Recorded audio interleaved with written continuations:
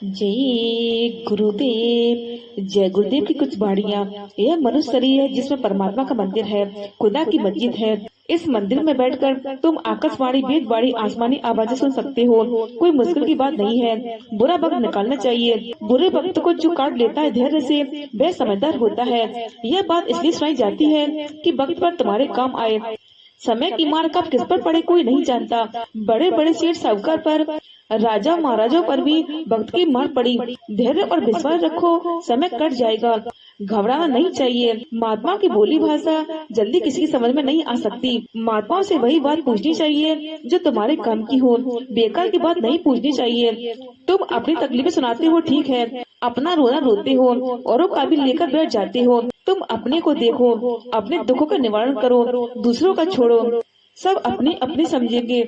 वो तुम्हारा बेटा हो, चाहे बाप हो, भाई हो या कोई और हो। इस आसमान के ऊपर स्वर्ग है, फिर आगे बैकुंठ लोक है, वहाँ बहुत खुशबू है। यह संसार खुशबू का समुद्र बना दिया जाए तो स्वर्ग के खुशबू की एक बूंद यहाँ की सारी खुशबू को खत्म कर देगी। इतनी सुगंधी है उन लोगों में। बुद्धि जड़ है, मन जड़ है, शरीर जड़ है, जीवात्मा चेतन है और उसी की चेतन शक्ति से ये सब काम करते रहते हैं। चेतन जीवात्मा ही चेतन परमात्मा को प्राप्त कर सकती है। वह मालिक चेतना का समुद्र है और जीवात्मा उसकी एक बूंद। जब तक सागर में जाकर नहीं मिलेगी तब तक ये दर भटकती रहेगी। जीव आत्मा को सच्चा सुख और सच्चा आनंद नहीं मिलेगा। नामदान लेने के बाद यदि तुमने मांस का सेवन किया तो भारी पाप लग जाएगा और उसकी माफी हरगिज नहीं होगी। जानवर हो, पक्षी हो या मछली हो, सब में जीवात्मा है और तुम्हें हत्या लग जाएगी। मांस खाना, शराब पीना या गर्म चीजें खाना मन और इंद्रियों को प्रभावित करता है।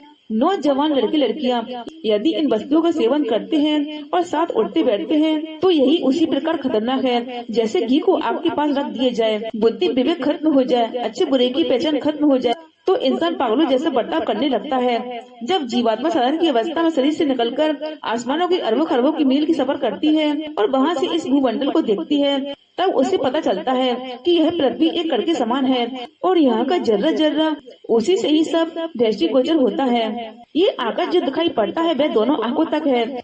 उसके बाद अध्यात्म मंडल स्वर्ग का शुरू हो जाता है। जीवात्मा दोनों आंखों के ऊपर उसकी बैठक है और वहाँ से रिमोट कंट्रोल द्वारा वो इस सदी को चला रही है। साधन में ध्यान के समय जब उसकी यात्रा देवी लोगों की शुरू होती है तब आगे चलकर तीसरा तिल मिलता है। तीसरे तिल में इस तरह की ध्वनियाँ हो रही हैं, नगाड़ा, सीटी, वायलिन, घंटा और शंख इत्यादि की आवाज। इसमें से 8 आवाजें नीचे की हैं और घंटा और शंख की धुनें ऊपर से आती हैं। जैसे जैसे ध्यान शरीर से सिमटने लगता है, एकाग्रता बढ़ती जाती है और तीसरा तिल समीप आ जाता है। वैसे वैसे ये आवाजें साफ सुनाई देने लगती हैं। जब मन स्थिर होकर तीसरे तिल में जम जाता है तब वह एक ध्वनि को दूसरी ध्वनि से अलग करने लगता है। ध्यान में उन्नति होने से अधिक सूक्ष्म आवाजें आने लगती हैं और अंत में घंटे की आवाज को पकड़ पाता है और अन्य सभी आवाजों को छोड़ दिया जाता है। घंटे की आवाज जीवात्मा को सैदल कमर तक ले जाती है जहाँ निरंजन भगवान बैठे हैं। फिर उनका दर्शन दीदार होता है। उसके बाद साधक शंख की आवाज को पकड़ता है।